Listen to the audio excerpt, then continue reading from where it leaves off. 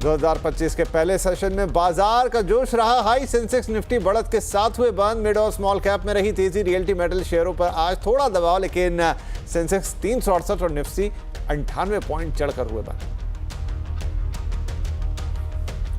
DAP fertiliser के लिए special package को मिली मंजूरी। कैबिनेट ने दी हरी झंडी। सब्सिडी के अलावा 3,850 करोड़ रुपए की वित्तीय मदद भी देगी सरकार। सीएनबीसी आवास की खबर पर लगी मुहर। नए साल में डिफेंस सेक्टर में रहेगी काफी हलचल। रक्षा मंत्रालय ने 2025 को ईयर ऑफ रिफॉर्म घोषित किया। 2025 में बाजार से ऊंचे रिटर्न की ना रखें उम्मीद। सीएनबीसी आवास के महापौल में बोले एक्सपर्ट। और ब्रोकर्स मिड और स्मॉल कैप में 20 से 30% तक रिटर्न की जताई संभावना। बैंकिंग और आईटी सेक्टर कर सकते हैं आउट परफॉर्म। कैपिटल गुड्स पर अंडरवेट नजरिया। दिसंबर में अनुमान से ज्यादा बड़ी मारुति की बिक्री। कंपनी ने बेची 29% ज्यादा गाड़ियां। hyundai ने बेची एक्सपेक्टेशन के मुताबिक कार्स, लेकिन बजाज ऑटो एस्कॉर्ट्स की सेल्स में गिरावट। मंदिर मस्जिद विवाद पर मोहन भागवत के बयान को पांचजन्य का समर्थन। संघ प्रमुख के बयान को बताया समाज के लिए बेहतर। कहा मंदिर का राजनीतिक इस्तेमाल मंजूर नहीं।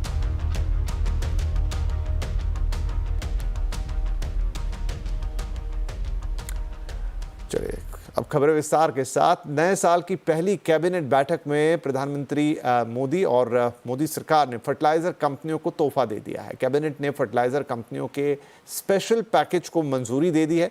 क्या मंजूरी है, क्या फायदा होगा, ज्यादा जानकारी के लिए जुड़ रहे हैं हमारे साथ हमारे सहयोगी लक्ष्मण रॉय। लेकिन उससे पहले अश्विनी वैष्णव साहब ने क्या कहा वो आपको सुनवा देते हैं। डीएपी फर्टिलाइजर्स के लिए एक्स्ट्रा सब्सिडी का package, one time special package माननीय प्रधानमंत्री जी ने दिया है। किसानों को डीएपी 50 किलो का बैग 1350 रुपए में मिलेगा। आज दुनिया में जितना भी जियो पॉलिटिकल टेंशंस के कारण, डिसरप्शंस के कारण, वॉर सिचुएशंस के कारण जो भी एक्स्ट्रा बर्डन है, वो एक्स्ट्रा बर्डन प्रधानमंत्री श्री नरेंद्र मोदी जी की सरकार बियर करेगी। तो देश के सूचना और प्रसारण मंत्री भी हैं अश्विनी वैष्णव, जो ये बता रहे थे कि क्या तोहफा आया है किसानों के लिए। लेकिन इसमें एक और मजेदार बात यह है कि यहाँ पर आवास की खबर पे मोहर भी लगी है। और लक्ष्मण रॉय हमारे साथ है जिन्होंने खबर हमें दे दी थी, सीएनबीसी आवास के इकोनॉमिक पॉलिसी एडिटर। तो लक्ष्मण जी, हैप्पी न्यू ईयर। और पहले दिन ही आपकी खबर पे लग रही है मोहर। कैबिनेट के बड़े फैसले में वो खबरें शामिल जो आपने पहले ही बता दी थी। जी बिल्कुल, आपको भी नए साल के ढेर सारी शुभकामनाएं और दर्शकों को भी। और आपने बिल्कुल सही कहा, जैसे हम लोगों ने अपने दर्शकों को खबर बताई थी कैबिनेट की बैठक से काफ़ी पहले, और हूबहू वैसे ही खबर निकल कर आई है। और कैबिनेट ने डीएपी बनाने वाली कंपनियों को एक मुश्त इंसेंटिव पैकेज देने का ऐलान किया है। ये पैकेज 3,850 करोड़ रुपए का होगा। और 50 केजी का जो डीएपी का एक बैग होता है, उस एक बैग पर 175 रुपए प्रति बैग के हिसाब से उनको अतिरिक्त इंसेंटिव दिया जाएगा। अतिरिक्त इंसेंटिव इसलिए कह रहा हूं कि डीएपी बनाने वाली कंपनियों को सरकार पहले ही न्यूट्रिएंट के आधार पर सब्सिडी देती है, लेकिन ये जो एडिशनल इंसेंटिव है सब्सिडी के ऊपर दिया जाएगा। इसके पीछे वजह यह है कि जब से सरकार ने सब्सिडी के रेट तय की है, उसके बाद से लगातार कच्चे माल की कीमतें बढ़ रही हैं। कच्चे माल की कीमतें बढ़ती हैं तो लागत बढ़ जाती है। लागत की भरपाई करने का दो ही रास्ता होता है, तो सरकार सब्सिडी दे या फिर किसानों को ज्यादा कीमत चुकाना पड़े। तो किसानों को उसकी ज्यादा कीमत नहीं चुकानी पड़ेगी। पहले की तरह 1,350 रुपए प्रति बैग के हिसाब से उनको डीएपी मिलता रहेगा। उल्टा सरकार क्या करेगी, ऊपर से सब्सिडी यानी इंसेंटिव की रकम बढ़ा दिया है 175 रुपए प्रति बैग। तो फर्टिलाइजर के मोर्चे पर किसानों के लिए भी अच्छी खबर।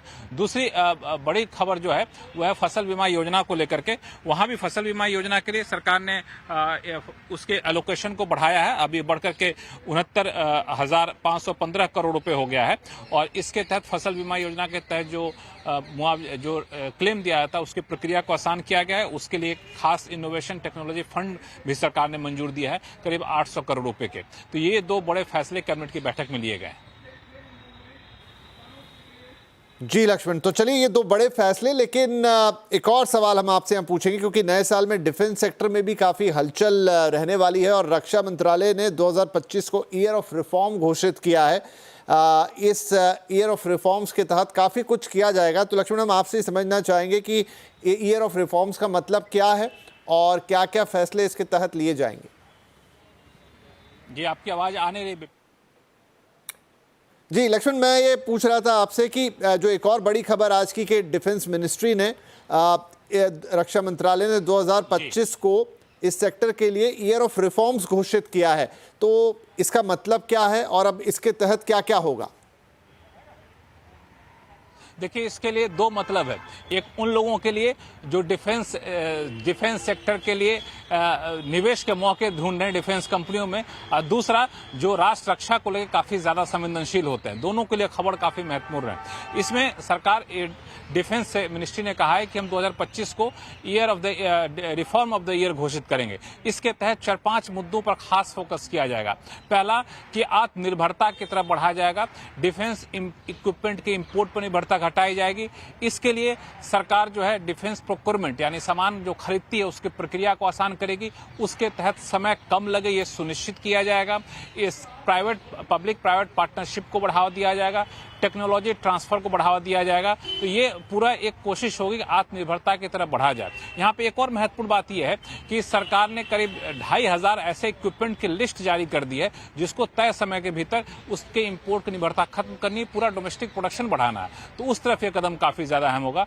दूसरा जो फोकस एरिया टेक्नोलॉजी को लेकर के, artificial intelligence, robotic, space, cyber, इन सारे सेगमेंट पे काफी ज्यादा फोकस डिफेंस सेक्टर का रहने वाला, रक्षा मंत्रालय का रहने वाला है। तो मुझे लगता है कि अगला एक साल जो है डिफेंस के मोर्चे पर काफी ज्यादा हलचल रहने वाली है। जी, तो डिफेंस के लिए ये ईयर ऑफ इम्पोर्टेंस और घोषित करने की बात और ईयर ऑफ रिफॉर्म घोषित करने की बात, किस तरीके से उसका इम्पैक्ट होगा पूरे सिस्टम पर, ये लक्ष्मण रॉय हमें समझा रहे थे। बहुत शुक्रिया सर इस अपडेट के लिए।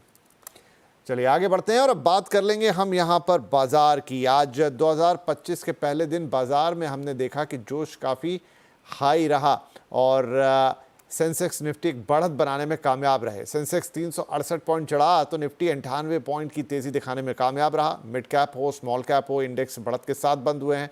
डिटेल्स के साथ है कंचन नौटियाल। तो कंचन, शुरुआत तो अच्छे पॉजिटिव नोट पर हुई है बाजार की 2025 के लिए, तो इस तेज़ी में कौन से स्टॉक्स आज चमके हैं और कहाँ थोड़ी निराशा लगी हाथ?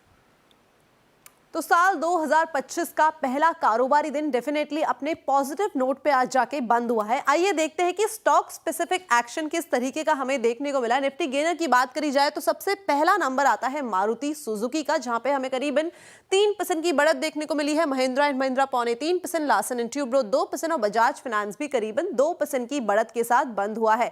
लेकिन लूजिंग पॉकेट में सबसे पहला नाम है हिंडाल्को का, जहां पे 2.25% की हमें गिरावट देखने को मिली है। डॉक्टर रेड्डी लैब में 1%, अडानी पोर्ट्स 1% और ओएनजीसी भी 1% की गिरावट के साथ बंद हुआ है। मिड कैप की तरफ नजर डाली जाए तो गेनिंग साइड में एसजेवीएन 6.5% की बढ़त। इनफैक्ट ये आज खबरों में भी बना हुआ स्टॉक था जिसके चलते ये हमें अप मूव देखने को मिला है। सुजलॉन एनर्जी 5%, आईआरबी इंफ्रा 4% और मुथूट फाइनेंस में करीबन 4% का इजाफा आया है। लूजिंग स्ट्रीक में NLC India 4%, Paytm 3%, Phoenix mills में 3% और इंडियन बैंक में भी करीबन 2.5% का डाउनसाइड देखा गया है। शुक्रिया कंचन। 2025 की शुरुआत हो चुकी है और बाजार में क्या रणनीति आपको बनानी चाहिए, इसे लेकर निवेशकों में थोड़ी दुविधा है। लोगों के मन में सवाल है कि क्या पिछले कुछ सालों जैसे रिटर्न 2025 में भी बनेंगे या फिर 2025 एक मायूस करने वाला साल हो सकता है। आपकी मुश्किलों का हल करने के लिए हमारे साथ हैं सीएनबीसी आवाज़ के मैनेजिंग एडिटर अनुज सिंघल। हम उनसे समझते हैं कि क्या रणनीति आपको अपनानी चाहिए 2025 में, जहाँ तक बात है मार्केट्स की। तो अनुज सर, सबसे पहला सवाल जो हर निवेशक को सबसे ज़्यादा ध्यान से सुनना चाहिए या सुनना चाहेगा कि 2025 में क्या वो चीज़ें हैं, क्या वो गलतियां हो सकती हैं जिससे वो बच जाएं? आई थिंक सबसे इम्पॉर्टेंट जो 2024 के लास्ट क्वार्टर ने एक सीख दी होगी वो ये है कि अपने लॉसेस को जल्दी कट करें, बहुत जल्दी कट करें। शेयर बाज़ार में नुकसान होगा और इसके लिए स्टॉप लॉस लगाना बहुत ज़रूरी है। और स्टॉक मार्केट में अगर कोई भी ट्रेड लें तो उसको अपने ईगो पे ना लें कि अगर मैंने ट्रेड ली है तो मैं प्रॉफिट में ही निकलूंगा। नहीं, जैसे मैं बार बार कहता हूँ, कोई भी ट्रेड के 4 आउटकम होते हैं, बड़ा प्रॉफिट बड़ा लॉस, छोटा प्रॉफिट छोटा लॉस।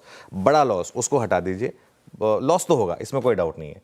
दूसरा, इसका कंप्लीट रिवर्स अपने प्रॉफिट को बहुत जल्दी बुक करना, और ये इन्वेस्टर्स के लिए ज़्यादा एप्लीकेबल है, ट्रेडर्स के लिए नहीं। अगर आप किसी भी बड़े इन्वेस्टर को देखेंगे, चाहे वो राकेश झुनझुनवाला हो या कोई भी और नाम उठा के देख लीजिए, असली वेल्थ 2 या 3 स्टॉक्स में बनेगी आपकी, और ये आपको विद हाइंडसाइट पता चलेगा। जब आप लेंगे तो आप ये मान के नहीं लेंगे कि ये मुझे वेल्थ क्रिएट करके देगा। आप स्टॉक लेंगे, वो 20% चलेगा, 40% चलेगा, दुगना होगा, तिगुना होगा, 10 गुना होगा, उसमें बने रहें आप। इसलिए ना बेचें सिर्फ क्योंकि आप मुनाफे में हैं। अगर आपका एक थीसिस पूरा हो रहा है तभी उसको बेचें। तीसरा, और ये ट्रेडर्स के लिए बहुत एप्लीकेबल है, मार्केट में हर स्विंग को पकड़ने की गलती ना करें। इस मार्केट में 3-4 अच्छी स्विंग्स होती हैं, जैसे इलेक्शन के बाद एक स्विंग मिली थी। अगर आपने ऐसी 1 या 2 स्विंग भी पकड़ ली इस मार्केट में तो बस वही काफ़ी है, और हर स्विंग कोई ट्रेडर नहीं पकड़ पाएगा। अच्छे से अच्छा ट्रेडर हर स्विंग नहीं पकड़ पाएगा। ये डे ट्रेडिंग के लिए भी एप्लीकेबल है, ये पोजिशनल ट्रेडिंग के लिए भी एप्लीकेबल है, स्विंग ट्रेडिंग के लिए भी एप्लीकेबल है। चौथी इंपॉर्टेंट चीज़, न्यूज़ चैनल्स देखकर, टेलीग्राम देखकर, व्हाट्सएप देखकर ब्लाइंडली कोई भी स्टॉक ना ले, अपनी रिसर्च खुद करें। एक चीज़ का ध्यान रखिए, आप घाटा आपका है। आप किसी के भी कहने पे स्टॉक ले लेंगे, वो सॉरी बोल देगा, लेकिन घाटा आपका है। इस चीज़ का आपको ध्यान रखना है। और फाइनली एक और चीज़, एक परमा बुल या बेयर ना बने इस मार्केट में, जो हमने पिछले 3-6 महीने में देखा भी है। दोनों तरफ की ट्रेड लेने के लिए इस मार्केट में आप बेसिकली तैयार रहें।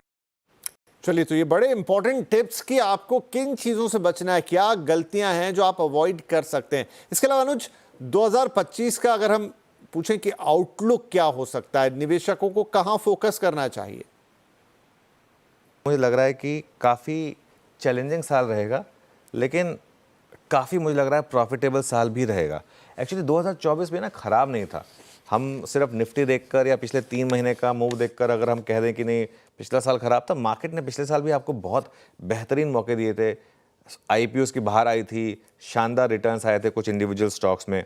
हाँ, साल की शुरुआत सीधा होगी अर्निंग सीजन से, और Q2 के खराब अर्निंग सीजन के बाद एक्सपेक्टेशन ये है कि Q3 का अर्निंग सीजन भी मोर और लेस खराब ही रहने वाला है। तो उस वजह से ये हो सकता है कि हम शुरुआत करेंगे एक कॉशियस व्यू के साथ, क्योंकि बहुत ज़्यादा इस मार्केट में आप देखेंगे कॉन्फिडेंस नहीं है। और वो कॉन्फिडेंस इसलिए नहीं है क्योंकि कोई भी रैली आ रही है ना, वहाँ पर सेलिंग आ जाती है, क्योंकि लोगों को रिस्क लग रहा है कि Q3 का अर्निंग सीजन भी खराब रहने वाला है। और ज़्यादातर एनालिस्ट ये मान के चल रहे हैं कि जैसा Q2 का अर्निंग सीजन था वैसा ही Q3 का भी अर्निंग सीजन रहेगा। और CY25 की पहली तिमाही जो है, उसका सबसे इंपॉर्टेंट ट्रिगर, अर्निंग सीजन तो है ही, लेकिन उसका सबसे इंपॉर्टेंट ट्रिगर मैं अभी भी मान रहा हूँ बजट है। अगर इस मार्केट को कोई एक चीज़ यहाँ से चेंज कर सकती है तो बजट है। अगर बजट में कुछ बिग बैंग अनाउंसमेंट आ जाए ना, फॉर एग्जांपल कुछ आप कह दें थोड़ा सा कि हम बहुत ज़्यादा खर्चा करने वाले हैं, थोड़ा एक बार के लिए हम फिस्कल डेफिसिट पर थोड़ा सा कॉम्प्रोमाइज़ करने को तैयार हैं, या फिर आप कह दें कि हम पीक इनकम टैक्स को कम कर रहे हैं, या जो सबसे लोअर तबका है उसका इनकम टैक्स आधा कर रहे हैं, ऐसा कुछ कर रहे हैं। अगर ऐसा कुछ अनाउंसमेंट आ जाएगा ना, वो स्टॉक मार्केट में जान भरेगा। मार्केट में इस समय देखिए शॉर्टिंग बहुत है, लेकिन मार्केट को ट्रिगर चाहिए। वो ट्रिगर कहाँ से मिलेगा? अर्निंग सीजन से तो मिलना मुश्किल है, एटलीस्ट इस वाले अर्निंग सीजन में। तो फिर आपकी उम्मीदें बजट से होंगी। और जितने भी एक्सपर्ट से मैंने बात की, उस दिन रामदेव सर भी हमारे ऑफिस में आए थे, हमारे स्टूडियो में, उन्होंने सबने यही कहा था कि अर्निंग्स के ग्रीन शूट्स आपको दिखाई देंगे Q4 में, और असली रिकवरी शुरू होगी FY26 के Q1 और Q2 में। और मार्केट एक डिस्काउंटिंग मैकेनिज्म है, तो Q2 में अगर असली अर्निंग्स आएंगी तो मार्केट Q4 Q1 से रैली करना शायद शुरू करेगा। और बहुत लोगों का ही मानना है, हमारी आप और मैं, हम काफ़ी शो किए हमने, 10 से 12% का एक एक्सपेक्टेशन रखें इंडेक्स लेवल पर कि इतना आपको निफ्टी में रिटर्न्स मिलेगा। कई लोग तो ये भी मान रहे हैं कि उससे कम मिलेगा, लेकिन 10 से 12% की एक एक्सपेक्टेशन लेके चल रहे हैं। 2024 में फर्स्ट हाफ बहुत अच्छा था, सेकंड हाफ काफ़ी वॉलेटाइल था। 2025 में इसका उल्टा होने के चांसेस हैं। 2025 में फर्स्ट हाफ शायद हो सकता है काफ़ी वॉलेटाइल हो, लेकिन सेकंड हाफ हो सकता है काफ़ी पॉजिटिव रहे 2025 मार्केट के लिए। ट्रेडर्स स्क्रीन को रिस्पेक्ट करें, दोनों तरफ की ट्रेड लें, परमा बुल या परमा बेयर ना बने। अगर टेक्सचर सेल ऑन रैली का है तो सेल ऑन रैली करें, बाय ऑन डिप्स का है तो बाय ऑन डिप्स करें, दोनों है तो दोनों करें। अगर एकदम वॉलेटाइल मार्केट है तो ट्रेड ना करें, वो भी एक डिसीजन होगा। इन्वेस्टर्स, वो एक फॉर्मूला जो है हमारा सिप और डिप, उसको याद रखें। मैं इंडिया मार्केट पर अगर आप मुझे 10 साल का व्यू पूछेंगे तो मैं बहुत बुलिश हूँ। और एक और चीज़ बताऊँ, मैं पर्सनली जैसे मैं खुद जो इन्वेस्टमेंट करता हूँ, पिछले 3 महीने में मैंने अपने इन्वेस्टमेंट में 1% भी कमी नहीं की, उल्टा और काफ़ी ऐड ही किया है। तो यही मैं लोगों को कहूँगा कि ये समय आपको मौके मिल रहे हैं अपने पोजीशंस को, इन्वेस्टमेंट पोजीशंस को ऐड करने के लिए। चलिए, एक लास्ट क्वेश्चन अनुज जी, वो ये कि पोर्टफोलियो का जहां तक सवाल है, उसके लिए निवेशकों की क्या रणनीति होनी चाहिए? देखिए, पोर्टफोलियो की जहाँ तक बात है, कुछ सेक्टर्स हैं जो आपके पोर्टफोलियो में होने चाहिए, ये मेरा मानना है। ये हमने 2024 के शुरुआत में हमने एक व्यू लिया था कि आईटी और फार्मा आपके पोर्टफोलियो में होने चाहिए, और मुझे हैरानी नहीं है कि आईटी और फार्मा ने आपको सबसे ज़्यादा रिटर्न्स जनरेट करके भी दिए। मेरा ये मानना है कि ये अभी भी आपके पोर्टफोलियो में होने चाहिए। ये दोनों ऐसी स्पेसेस हैं जहाँ पर आपको डोमेस्टिक स्लो डाउन का कोई इम्पैक्ट नहीं है, प्लस यूएस इकोनॉमी इतनी स्ट्रांग है, विजिबिलिटी वहाँ पर इतनी स्ट्रांग है कि ये जो दो सेक्टर डायरेक्टली यूएस फेसिंग है, इनको फ़ायदा मिलेगा। प्लस डॉलर बहुत स्ट्रांग है, डॉलर रुपी इक्वेशन अभी भी आपके फेवर में रहेगी एज एन इन्वेस्टर, तो इसके लिए ये सेक्टर्स में आप बने रहें, इसमें कोई दिक्कत नहीं है। और मुझे लग रहा है कि आईटी और फार्मा में first quarter of calendar year और गेंस आएंगे यहाँ पर। उसके बाद मुझे लग रहा है कि सेलेक्टिव ऑटो और एफएमसीजी स्टॉक्स, जहाँ पर हमने काफ़ी पेन देखी है, अब मैं नाम नहीं लूँगा, लेकिन और ऐसा भी नहीं कि जो सबसे ज़्यादा गिर गया उसी को ले लें, लेकिन कुछ ऑटो स्टॉक्स और कुछ फार्मा स्टॉक्स, पिछले एफएमसीजी स्टॉक्स खास तौर से पिछले 3 महीने में हमने काफ़ी पेन देखी है इन स्टॉक्स में। यहाँ पर अगर आपको अर्निंग्स का हल्का सा भी रिवाइवल का साइन दिखे तो यहाँ पर बुलिश हो जाए, लेकिन यहाँ पर आपको बहुत सेलेक्टिव रहना पड़ेगा। आईटी और फार्मा में तो आप एज सेक्टर ईटीएफ भी जाएंगे तो चल जाएगा, लेकिन ऑटो और एफएमसीजी में आपको बहुत ज़्यादा सिलेक्टिव होने की ज़रूरत है। और उसके अलावा सेकेंड हाफ ईयर में, मतलब फर्स्ट हाफ और सेकेंड हाफ, 2 हाफ बांटे, सेकेंड हाफ में मुझे लग रहा है सबसे ज़्यादा पैसा आपको बना के देगा private sector banks. Private sector banks ने 2024 में एज इंडेक्स 0 रिटर्न्स दिए। Private sector bank, Nifty bank थोड़ा चला बिकॉज ऑफ पीएसयू बैंक्स, लेकिन निफ्टी प्राइवेट बैंक ने 0 रिटर्न्स दिए 2024 में। उसके कई कारण रहे, एफआईआई की सेलिंग, इंडसइंड बैंक का कोलैप्स, और भी काफ़ी कारण रहे, लेकिन मेरा ये मानना है कि यहाँ पर आपका पैसा बनेगा क्योंकि स्टार्टिंग वैल्यूएशंस काफ़ी शानदार है। कुछ प्राइवेट बैंक्स इस समय 1 to 2 times price to book available है, जो एक समय पीएसयू बैंक्स हुआ करते थे, तो उस हिसाब से। और 2025 के सेकेंड हाफ में मुझे लग रहा है एफआईएस भी वापस आएंगे, तो वो भी सबसे पहले बैंकों को ही टारगेट करेंगे, प्राइवेट बैंकों को। अगर आप डार्क हॉर्स सेक्टर की बात कर रहे हैं ना इस साल, वो मेरा होगा स्पेशलिटी केमिकल्स। मेरा ये मानना है कि चाइना +1 थीम इस साल फुल प्ले होगी डोनाल्ड ट्रंप के प्रेसिडेंट बनने के बाद। स्टार्टिंग वैल्यूएशंस बहुत चीप हैं यहाँ पर, ज़्यादातर केमिकल स्टॉक्स या तो 52 वीक लो पर हैं या उसके आसपास हैं। अर्निंग्स अभी भी केमिकल्स की ख़राब हैं, लेकिन कमोडिटी कंपनीज़ में आप स्टॉक्स तभी मिलेंगे जब आप ख़राब टाइम पर उनको बाय करेंगे तो। और 1-2 सेक्टर और जहाँ लोगों ने पिछले साल बहुत पैसा बनाया, वहाँ पर अब मैं बहुत सेलेक्टिव होऊंगा, वो है डिफेंस और रेलवे। मेरा ये मानना है कि डिफेंस और रेलवे स्टॉक्स में अब आपको थोड़ा सा कॉशियस होकर चलने की ज़रूरत है। जी अनुज, बहुत शुक्रिया। तो ये अहम बातें, क्या आपको पोर्टफोलियो में रखना चाहिए, कैसी रणनीति निवेश के लिए हो, और क्या गलती करने से आपको 2025 में बचना है, अगर आप ये सारी बातें ध्यान रखते हैं, हम उम्मीद करते हैं 2025 आपके लिए मार्केट में एक शानदार साल साबित हो सकता है। चलिए अब रुक करते हैं कुछ और खबरों का। ऑटो शेयर्स में आज सौदा तेजी रही। निफ्टी ऑटो इंडेक्स में 1% से ज़्यादा का उछाल दिखा। दरअसल दिसंबर में ऑटो बिक्री के आंकड़े अनुमान से बेहतर दिख रहे हैं। ऑटो सेल्स का ट्रेंड बताने के लिए हमारे साथ ही यतिन मोता। तो यतिन, कल आपने ऑटो नंबर्स का एक एक्सपेक्टेशन दिया था, अब नंबर्स, एक्चुअल नंबर्स हमारे पास आ रहे हैं, किस तरह का ट्रेंड दिख रहा है? ऑटो आज शेयर्स टॉप गियर में है, आज का टॉप सेक्टोरल गेनर बना हुआ है ऑटो। और कहीं ना कहीं जो नंबर्स दिसंबर के थे वो थोड़े एक्सपेक्टेड थे, सॉफ्ट रहेंगे, लेकिन नंबर्स अभी तक जो आए हैं वो ठीक ठाक आए हैं। इनफैक्ट मारुति की बात करें तो मारुति की जो कुल बिक्री है लगभग 30% बढ़ी है। अनुमान था कि केवल 25% की ग्रोथ होगी, और कुल मिला के जो बिक्री का आंकड़ा हुआ है वो है लगभग 1,78,000 यूनिट्स के आसपास। तो कहीं ना कहीं मारुति के numbers better than expectations. Hyundai Motors की बात करें तो यहाँ भी आपको एक 5-7% का डिक्लाइन एक्सपेक्टेड था, लेकिन डिक्लाइन को रोका है कंपनी ने, और 55,000 यूनिट्स के आसपास की बिक्री का यहाँ टोटल फिगर आता हुआ नज़र पड़ा है, अनुमान से थोड़ा बेहतर। M&M एक पॉजिटिव सरप्राइज। देखिए पूरा नंबर जो है वहाँ कमर्शियल व्हीकल्स, यानी वो जो छोटी कमर्शियल व्हीकल्स होती हैं, उसका एक ड्रैग है, लेकिन अगर हम यूवी सेल्स की बात करें तो क्लियरली यहाँ एक अच्छा मोमेंटम दिखाई पड़ रहा है। इनफैक्ट यूवी सेल्स 18% ग्रोथ हुई है, और ओवरऑल सेल्स लगभग 16% से बढ़ी है M&M के लिए। और ट्रैक्टर सेगमेंट में भी आपने 10% से ज़्यादा का जंप देखा है, तो वहाँ भी ओवरऑल जो नंबर्स हैं वो ठीक ठाक आपको देखने को मिल रही हैं। एस्कॉर्ट्स हालांकि मार्केट शेयर लूज़ कर रहा है, यहाँ सेल्स 11% साल दर साल गिरी हैं। आयशर मोटर्स के रॉयल एनफील्ड नंबर्स नहीं आए, लेकिन जो कमर्शियल व्हीकल नंबर्स आए हैं यहाँ लगभग 4% की बढ़ोतरी है, और बजाज ऑटो के नंबर्स बिल्कुल फ्लैट है अनुमान के हिसाब से, तो वहाँ कोई पॉजिटिव सरप्राइज देखने को नहीं मिला है। जी यतिन, बहुत शुक्रिया। तो अच्छे ऑटो नंबर से शुरुआत 2025 की। नए साल का आगाज हो चुका है। नए साल की शुरुआत हर कोई मंगल कामना के साथ करना चाह रहा है। नए साल के पहले दिन मंदिरों में श्रद्धालुओं की भारी भीड़ दिखाई दी है। साल के पहले दिन मंदिरों को भव्य तरीके से सजाया भी गया है। जम्मू, दिल्ली से लेकर उज्जैन, वाराणसी, गुवाहाटी और दिल्ली के मंदिरों में दर्शन के लिए भक्त लाखों की तादाद में पहुंच रहे हैं। ये तस्वीरें हम आपको दिखा रहे हैं। वाराणसी उत्तर प्रदेश, उज्जैन महाकालेश्वर मंदिर, इसके अलावा हनुमान मंदिर, दिल्ली का मणिका कनॉट प्लेस दिल्ली वाला, तिरुचिरापल्ली उत्तर प्रदेश, तो कई पूरे देश के अलग अलग मंदिरों में श्रद्धालु साल के पहले दिन पहुंचे हैं, ईश्वर का आशीर्वाद लेना चाहते हैं और अपने साल को एक बेहतरीन साल बनाना चाहते हैं। इधर भारत में भी नए साल की धूम रही है। अलग अलग शहरों में लोग इकट्ठा हुए और उत्साह के साथ नए साल का स्वागत किया। भोपाल, कोलकाता, मुंबई, दिल्ली से लेकर गोवा, लखनऊ, रांची तक नए साल का शानदार जश्न देखने को मिला। वो भी तस्वीरें आपके सामने, चाहे भोपाल से हो, कोलकाता से हो, नोएडा से हो, रांची से हो, गोवा से हो, दिल्ली से हो, लखनऊ से हो, हर जगह नए साल का स्वागत पूरे जोश और खरोश के साथ किया गया।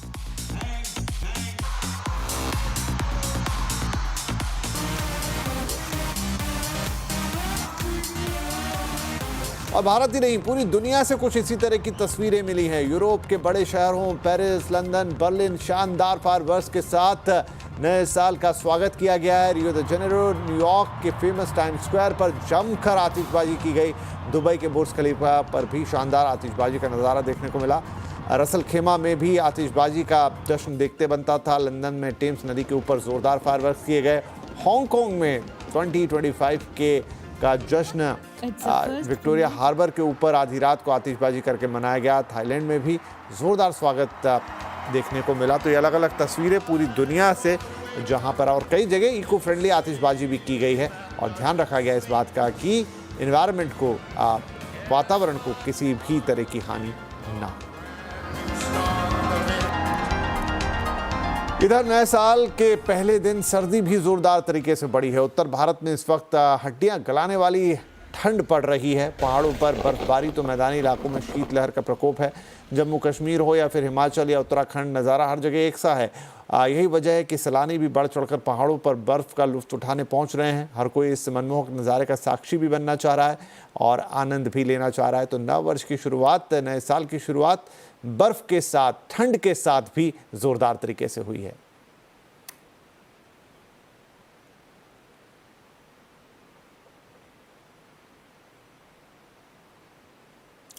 चलिए, तो यहाँ पर वक्त एक छोटे से ब्रेक का, लेकिन ब्रेक पर जाएं उससे पहले आपको बताएं कि हमने एक खास सीरीज़ न्यू ईयर रेजोल्यूशंस की आपके लिए तैयार की थी दिसंबर में, और अब जब हम नए साल में आ गए हैं तो भी हम कुछ खास ही आपको बताना चाह रहे हैं। उसी सीरीज़ में कदम और आगे बढ़ा रहे हैं। नया साल स्किल से कमाल। तो आज हमारे साथ जुड़िएगा कंज्यूमर अड्डा में 557 पर। हम बताएंगे कि क्या वो एक या दो स्किल आप इस साल अपने आप में ज़रूर जोड़ें, ऐड करें, ताकि आप अपने जॉब प्रोफाइल को भी बेहतर कर पाएं और आपकी पर्सनालिटी में भी चार चांद लगते हुए नजर आएं।